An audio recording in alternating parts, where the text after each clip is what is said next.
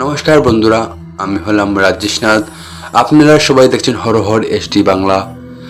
আজ আরেকটা আমরা সবাই ভূতের গল্প নিয়ে এসে গেলাম। যারা হার্ট বেশি দুর্বল থাকে এবং যারা ভূতের গল্প শুনে ভয় পান, তারা এই ভিডিও ক্লিক করবেন না। আর এই গল্পটি হলো আজকে থেকে প্রায় 100 বছর আগের পুরনো গল্প। যারা ভূতের গল্প শুনতে ভালোবাসেন, আমাদের চ্যানেলটাকে সাবস্ক্রাইব করে যেতে পারেন। আমাদের যে টিম আছে, প্রতি একদিন পর পর একটি বাংলা ভূতের গল্প নিয়ে আসে যায়। আর আমার আজকের যে গল্পের নাম হলো রাত্রের বাঁশবাগান। রাত্রের বাঁশবন। আমার দাদা বাড়ি ছিল প্রায় কুমারগালি থানার একটা ছোট গ্রামে। নাম বেদগ্রাম। গ্রামের লোকজন বলে ওইখানের এক কোনার এক পুরনো বাঁশবাগান আছে, যেখানে সন্ধ্যার পর কেউ যায় না। ছোটবেলায় ছুটিতে যখন গ্রামে যেতাম, তখন আমিও অনেক কাহিনী শুনতাম সেই বাঁশবাগানের ঘিরে। একবার ঘটলো এমন এক ঘটনা যেটা আমার আজও বলতে পারি না। সেই বছর শীতকালের শুরুতে আমার গ্রামের বাড়ি গেলাম। রাত্রে চাঁদের আলোতে চারপাশ একেবারে ঝকঝকে। আমি আর চাচাতো ভাই রাজু আর রাহুল মিলে ঠিক করলাম রাতে একটু ঘুরতে যাব। বড়রা নিষেধ বড়রা নিষেধ করলো। করেও আমরা চুপি চুপি বেরিয়ে পড়লাম। উদ্দেশ্য ছিল হাট পর্যন্ত যাওয়া, কিন্তু কেন জানতো আমাদের পথ বাঁশবাগানের পাশ দিয়ে যাবে। বাঁশবাগানের কাছে এসে রাজু হঠাৎ বলল, চলো একটু ভিতরে যাই, দেখি আসলে কিছু আছে কিনা। আমি ভয় পাচ্ছিলাম, কিন্তু দুজন যেহেতু সাহস দেখাচ্ছিল,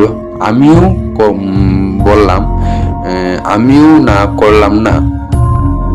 ভেতরে ঢুকতেই কেন এমন ঠান্ডা ঠান্ডা ঠান্ডা একটু বাতাস বইল, আর বাঁশের পাতায় পাতায় এমন শব্দ হচ্ছিল, মনে হচ্ছিল কেউ যেন ফিস ফিস করে কথা বলছে।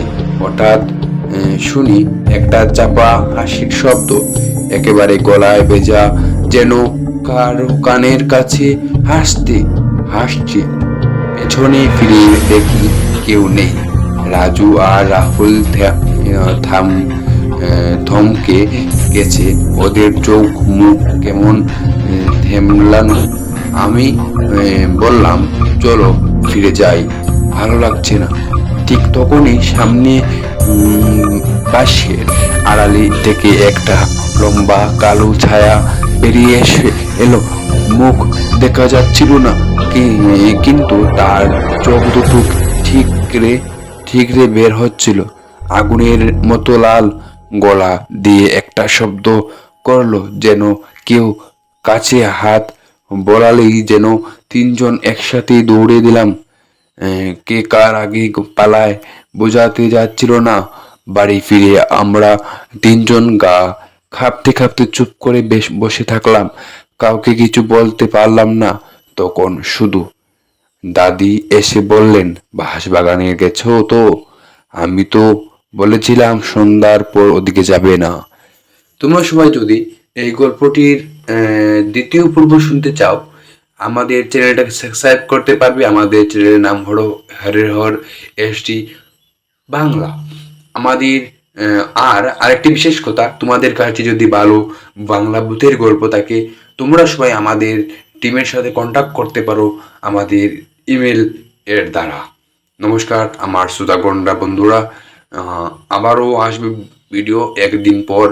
নমস্কার, যাচ্ছি, ভালো থাকবেন, শুভরাত্রি।